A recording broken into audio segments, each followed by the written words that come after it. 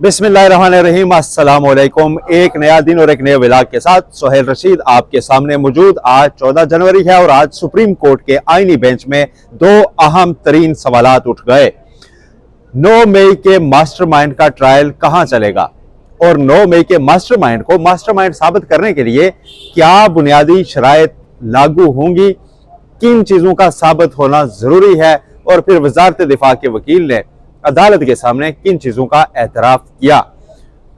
बड़ी सैर हासिल किस्म की आज की गुफ्तगू और बहस थी जो आईनी बेंच में हुई, और ये केस अब बाज़ाब्ता तौर पर उस डगर पर चल निकला है जहां अहम पॉइंट्स का फैसला होना है।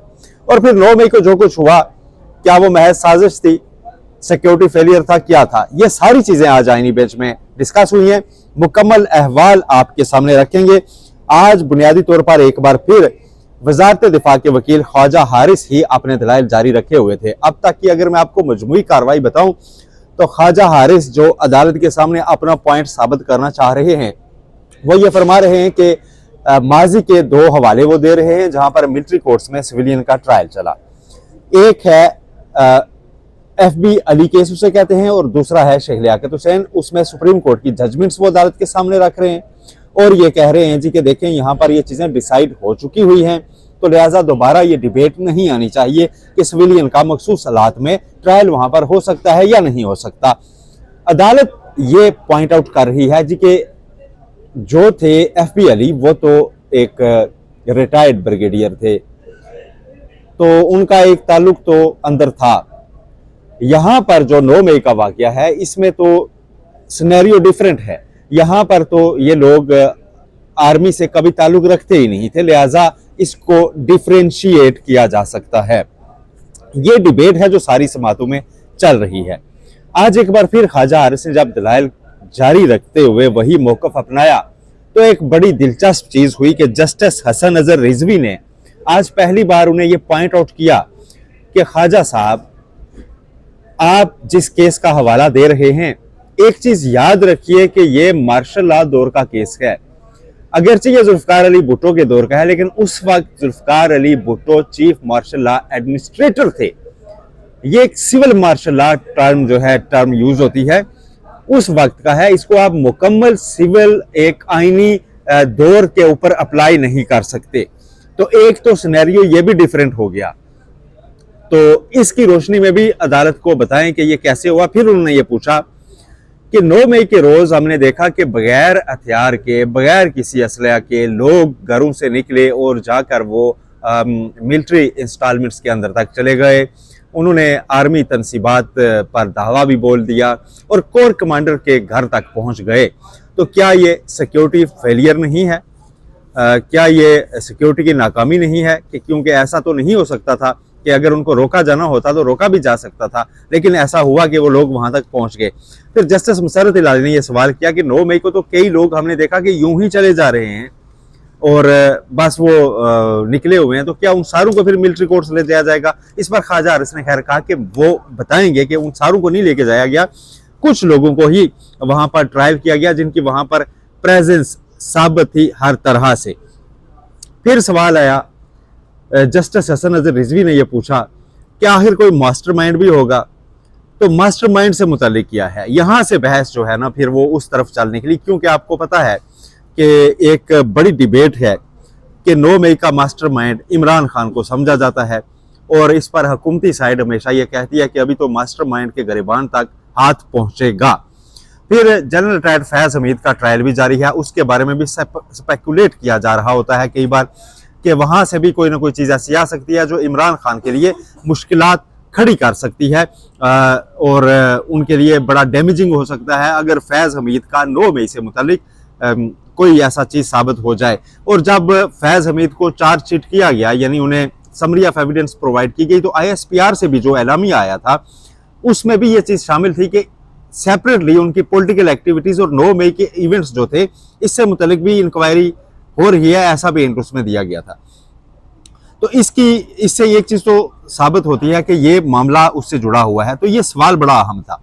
जस्टिस हसन अजहर रिजवी ने यह पूछा कि मास्टरमाइंड से मुतालिक किया है, तो ख्वाजा हारिस जो वजारत दिफा के वकील है उन्होंने कहा कि जो मास्टरमाइंड होगा उसका ट्रायल भी वहीं पर चलेगा। अब यहाँ से जस्टिस जमाल मंदोखेल ने फिर अपनी पोजीशन संभाली और उन्होंने सवाल किए कि ठीक है जी, मास्टरमाइंड तो होगा, लेकिन मास्टरमाइंड के लिए फिर ज़ाहिर सवालात और भी होंगे, कंडीशंस और भी होंगी कि बाहर से मौजूद बंदे का अंदर इदारे के उनके साथ कोई ना कोई मुनज़्ज़म और मिली भगत यानी कि नेक्सस साबित होना बड़ा ज़रूरी है कि जी अंदर इन्होंने मिल के तो कोई सिस्टम गिराने की कोशिश की। तो फिर ये बताइए कि क्या किसी आर्मी अफसर का भी 9 मई पर ट्रायल हुआ है? ख्वाजा हारिस ने कहा जी कि नहीं, 9 मई पर किसी आर्मी अफसर का ट्रायल नहीं हुआ। अब आप चीज समझ रहे हैं जस्टिस जमाल मंदोखेल चीज किस तरफ लेके जा रहे हैं। उन्होंने फिर वो किया कि एफबी अली में जस्टिस हसन नजर रिजवी ने कहा, जस्टिस हसन नजर रिजवी ने ये कहा कि एफबी अली केस में तो ये था कि एफबी अली ने बाहर से होकर अंदर कुछ लोगों की मावनत से, उनकी मिली भगत से सिस्टम टॉपल करने की कोशिश की।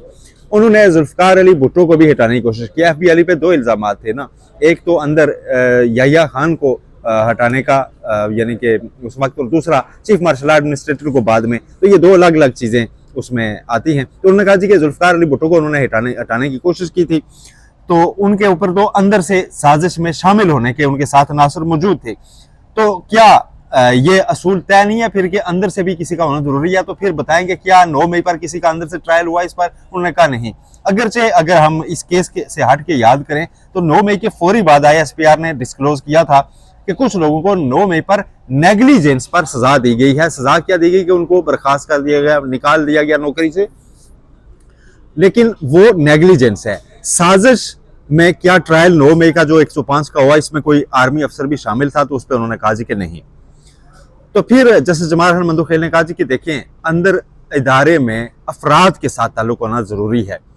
ख्वाजा हारिस इस पे कंट्राडिक्ट कर रहे थे। उन्होंने कहा जी कि नहीं, देखें आर्मी एक्ट और ऑफिशियल सीक्रेट एक्ट का इतलाक इस सूरत में भी हो जाता है कि अगर किसी की अंदर से जाकर मैं एक राइफल चुरा के ले आऊं, राइफल, और उससे उसने जंग लड़ना थी, तो एक तरह से मैंने उसे काम से रोका है। तो काम से रोकना भी ऑफिशियल सीक्रेट एक्ट और आर्मी एक्ट के उसमें दायरा कार में आ जाता है, तो लिहाजा ये ट्रायल चल सकता है। लेकिन जैसे जमाल खान मंदोखेल ने कहा कि नहीं जी, इदारा तो जो है ना अफराद से होता है, और जब आप साजिश का कहते हैं और एफबी अली केस को लेके आते हैं तो फिर आपको अंदर से लोगों की जो है वो एक्टिवली पार्टिसिपेशन वो भी दिखाना होगी। फिर जैसे जमाल खान मंदोखेल ने एक और बड़ा अहम सवाल किया, जो मेरी जाती राय में उनका सवाल जो है वो जो अमूमी तासुर लिया जाता है फैज़ हमीद और इमरान खान के ज़ाती ताल्लुक से मुतालिक, उससे काफ़ी जुड़ा हुआ है। अगरचे जैसे जमाल खान मंदोखेल ने नाम तो नहीं लिया इमरान खान और फैज़ हमीद का, लेकिन उन्होंने अपनी मिसाल दी। उन्होंने कहा जी कि ख्वाजा साहब, मेरा और आपका एक ताल्लुक है, एक आपसी हमारा बाहमी ताल्लुक है, नेक्सस भी रहा, कई चीज़ों के ऊपर रहा हो, लेकिन क्या हमारे महज इस ताल्लुक को, अगर आपका कोई प्रॉपर्टी का केस लग जाता है, कोई ऐसी चीज हो जाती है, कोई जुर्म सरजद हो जाता है, तो हमारे इस ताल्लुक को नेक्सस के जुमरे में डालकर उसमें दिखाया जा सकता है, या फिर वो जो जुर्म सरजद हुआ है उसे अलग बाकायदा हमारी आपस में एक्टिवली पार्टिसिपेशन साबित करना जरूरी नहीं है? ये इसके बाद जैसे जमाल खान मंदोखेल रुके, उन्होंने कहा कि ये नोट कर लें, ये बहुत अहम सवाल है। तो ये सवाल तो वाकई अहम है। फिर जस्टिस मोहम्मद अली मजहर ने पूछा कि आप जो फरमा रहे हैं कि बंदूक चोरी हो जाए तो फिर उसकी FIR कहाँ दर्ज होगी? फिर जस्टिस मसरत इलाली ने जो कहा कि लोग सारे निकले हुए थे, तो उन सारों का क्या आप ट्रायल करना शुरू हो जाएंगे?